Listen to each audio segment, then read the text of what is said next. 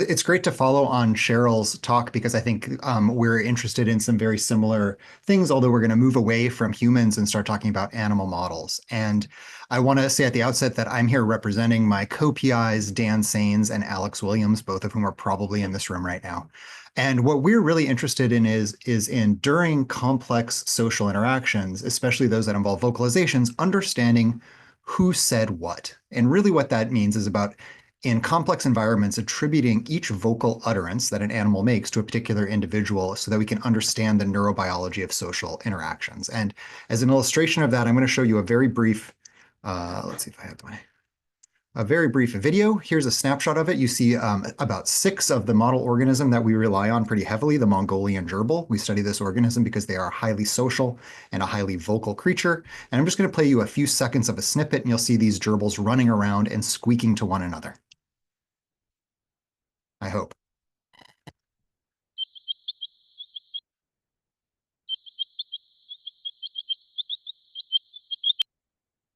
So if you could hear those squeaks, I think you can see these gerbils are running around. They're making a lot of vocalizations, but what's really challenging is isolating which vocalization came from which individual. And there's a few reasons for that. The first is that there's multiple distinct sources. Each one of these gerbils could be the source of each vocalization. Each one of the gerbils is moving around, and so they're not track these sources over space and time.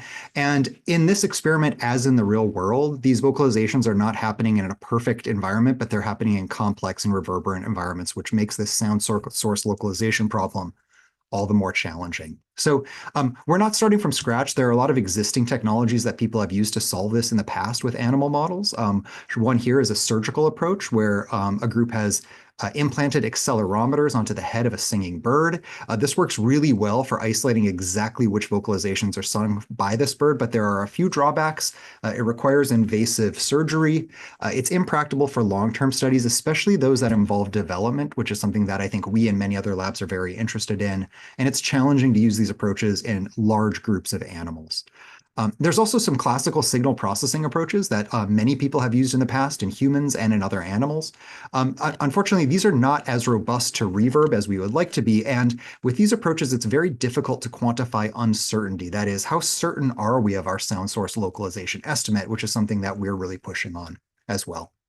So I'm not going to go into too many details about exactly how our models are working, but to give you a brief overview of it, our approach is to acquire extensive training data, which typically requires vocalizing animals in small environments or large environments in which we record many hundreds of thousands of training and testing data, and then using these data to both build and test deep neural networks that are effectively learning how to map distinct microphone signals from an array of microphones that's on the ceiling to distinct localizations, which we track via video cameras.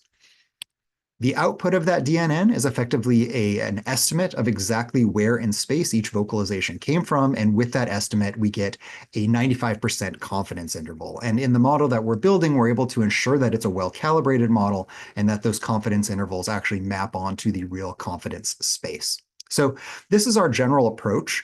Without going into too many more details, what I want to show you is just a small example of how well this works. So here's an example proof of concept in which there is no vocalizing animal, but what Ralph and Aramis are doing is they're moving a speaker around in this cage. And as they're moving the speaker around, it's playing sounds. And I'm going to show you a video of them moving the speaker around. And on top of that, you'll see a pseudo-colored little image that is our estimate of where the source localization was. And so you can see as this speaker's moving around, the little ellipse is following it really well. So we can quantify effectively how big is the error in our estimate relative to where the speaker actually was.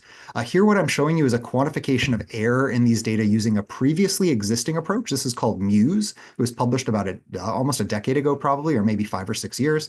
It's a really great paradigm, and you can see that it really localizes a lot of the sounds to within about 10 to 15 centimeters. But for our use cases and for many other labs, when animals are vocalizing to one another, they're often within about a centimeter of each other. And so you can see this only gets about 5% of vocalizations isolated, accurately localized to within about a centimeter.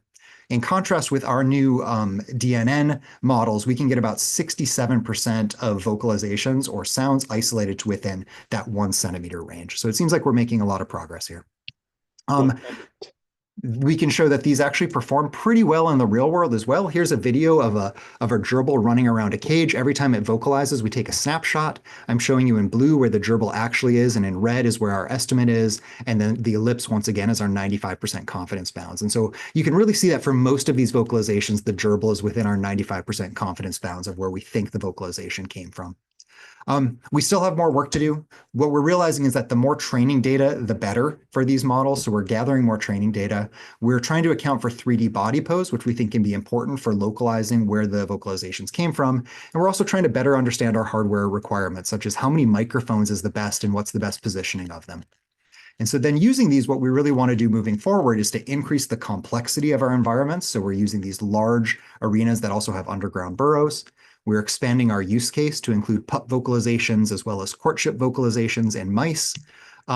We're incorporating our data with physiology and behavior so that we can understand the neurobiology of social interactions. And we're really interested in community engagement. And in fact, we've recently released a benchmark data set as well as open source models so that we can try to engage the community to help make these models better and better. So with that, I really want to thank this entire team, especially Alex Williams and Dan Sains, the co-PIs on this grant. I want to thank the BBQS program for their support. And I also just want to point out in the upper right to our benchmark data sets we've recently released and to that URL. And if there's a minute left, I'll take any questions.